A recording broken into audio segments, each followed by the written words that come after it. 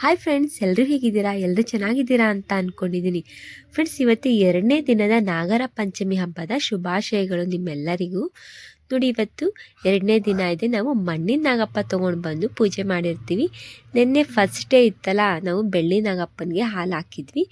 ಇವತ್ತು second day ಅಲ್ವಾ, ಇವತ್ತು ಮಣ್ಣಿನ ನಾಗಪ್ಪನಿಗೆ ನಾವು ಪೂಜೆ ಮಾಡ್ತಾ ಇದ್ದೀವಿ. ನೋಡ್ಬೋದು, ಈ ರೀತಿಯಾಗಿ ನಾವು ಪೂಜೆ ಮಾಡ್ಕೊಂಡಿರ್ತೀವಿ ಮನೆಯಲ್ಲಿ.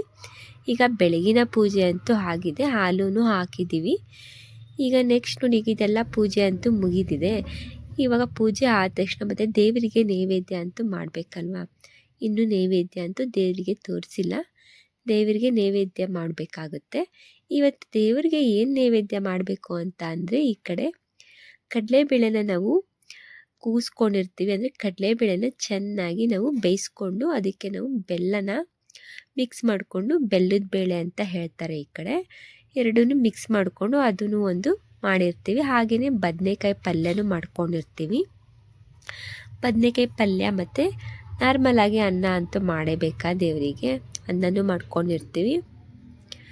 ಆಮೇಲೆ ನಾವು ಚಿಕ್ಕ ಚಿಕ್ಕದಾಗಿ ಪೂರಿ ಟೈಪ್ ನಾವು ಲಟ್ಟಿಸ್ಕೊಂಡಿರ್ತೀವಿ. ಅಂದರೆ ಚಪಾತಿ ಹಿಟ್ಟನ್ನ ಕಲಿಸ್ಕೊಂಡಿರ್ತೀವಿ, ಅಂದರೆ ಗೋಧಿ ಹಿಟ್ಟು ಕಲಿಸ್ಕೊಂಡು ಅದ್ರಲ್ಲಿ ನಾವು ಪೂರಿನ ಅಂತ ನಾವು ಎಣ್ಣೆಗೆ ಹಾಕಂತೂ ಕರಿತೀವಿ. ನೋಡ್ಬೋದು ನೀವು, ಇಲ್ಲಿ ಕಾಣಿಸ್ತಿದೆಯಲ್ಲ, ಇದು ನಾವು ಎಣ್ಣೆಗೆ ಹಾಕಿ ಕರ್ಕೊಳ್ಳೋಂಗಿಲ್ಲ ಇವತ್ತು. ಯಾಕಂತ ಅಂದರೆ ಇವತ್ತು ನಾಗರ ಪಂಚಮಿ ಹಬ್ಬ ಇರುತ್ತಲ್ವ, ಏನು ನಾವು ಎಣ್ಣೆಲಿ ನಾವು ಇವತ್ತು ನೆನ್ನೆ ಏನು ಕರಿಯೋಂಗೇ ಇಲ್ಲಂತೆ, ಅದು ಕರಿಬಾರ್ದು ಅಂತ ಹೇಳ್ತಾರೆ.